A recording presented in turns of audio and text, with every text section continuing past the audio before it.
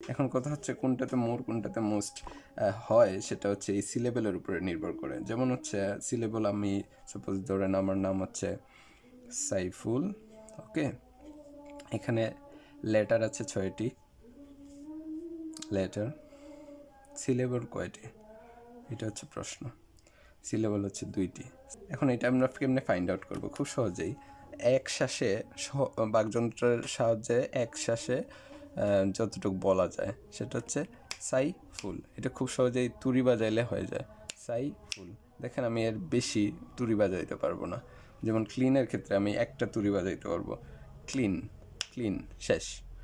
কিন্তু বিউটিফুলের ক্ষেত্রে দেখেন সিলেবল কয়টা, বিউটিফুল,